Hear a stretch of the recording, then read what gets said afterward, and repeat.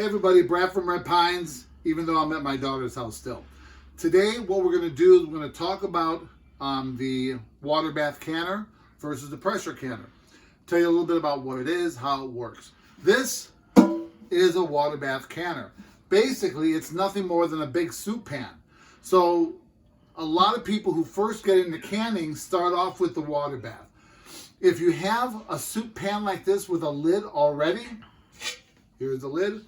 With a lid already, you're good to go. The only extra things you would need is for the bottom, if you buy the water bath canner, they give you this really kind of a cool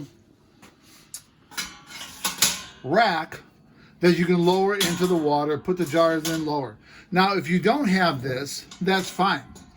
If you happen to have a little rack you can put on the bottom, great. But here's the trick. If you don't, here's what you can do. You just got to keep the jars off the bottom.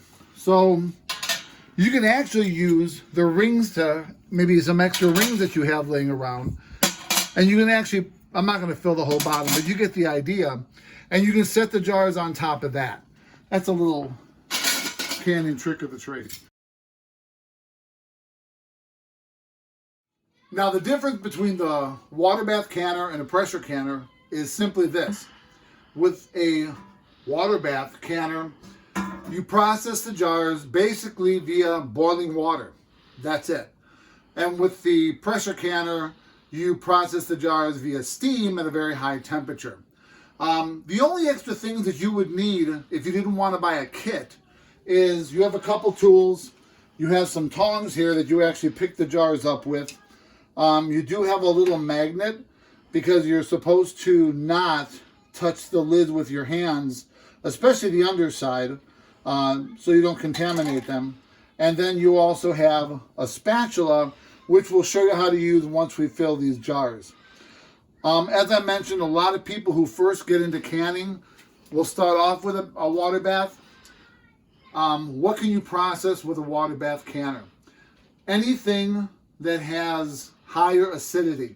So any types of jams, jellies, fruit butters, things like pizza sauce, salsa, different types of relishes, things like that, you would use a water bath canner for. The thing with the lower acidity is when you would go to a pressure canner. So what we're going to do at this point, today my daughter made some homemade applesauce. I think she's going to show you that right now. And what we're going to do is we got to fill this bad boy with water and get this thing to the boiling point. Before I do that, I just wanted to mention real quick, because you can read on this in a canning book or online, but the way you basically prep your jars, you want to make sure they're clean. You can put them in a dishwasher. You want to make sure they're sterilized. If they're brand new jars, what you should really do is boil them for about 10 minutes. If they're reused jars, you can either fill the pot with water and get it almost to the boiling point and actually fill the jars and let them stay in there. You want to keep them warm. It just so happens that the hot water here gets almost to the scalding point. So you can actually fill these jars after you clean them. You can fill these jars with water and just let them sit until you're ready to fill them with whatever you are canning. So what we're going to do is we're going to get this whole process going. We're going to come back and show you how we fill the jars and how we work with the water bath canner. All right, so what we're going to do is we're going to start filling the jars with applesauce. What you'll use is, just before this, just so you know, I did dump the water out of here, so the jar itself is nice and warm.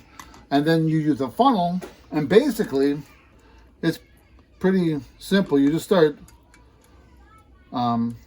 ladling the applesauce into the jars. These are quart-sized jars. And what you want to do is you want to fill it to about, they say about a ½ inch. I've also read an inch, so I'll go somewhere kind of in between. I usually stop at right where the threads of the jar are. Okay, so that looks to be pretty good. Okay. Go down the side with your spatula. And what you do this for is you want to get any kind of air pockets out of whatever it is you're canning. And when you do that, you might see, in this case, the applesauce go down a little bit, but it's still where we want it. What you want to do is you want to take a clean towel or a paper towel, and you want to go around the rim and make sure you clean the rim really well so that nothing is up there and that the seal goes on the correct way. And then we go back to the lid, put the lid on. You'll take a ring, put that over, and you just want to kind of hand tighten the jar. Now when I do go to, just so you know how it's done, when I do go to put this in the pan, these tongs pick up the jar this way, okay? And when you take them out, because they'll be hot. Okay, so what we're going to do at this point is we're going to fill the rest of the jars. We have the water, we just turn it on. It will probably take a good 30 minutes for that water to start boiling.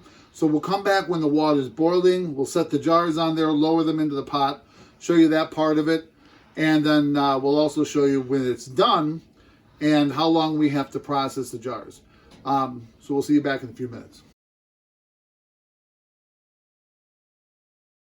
So the water was just boiling, and we were able to fill 3 quarts of applesauce, and we put them on the rack. We lowered the rack. What's important about the water bath canner is you have to make sure that the water is about 1 to 2 inches over your jars.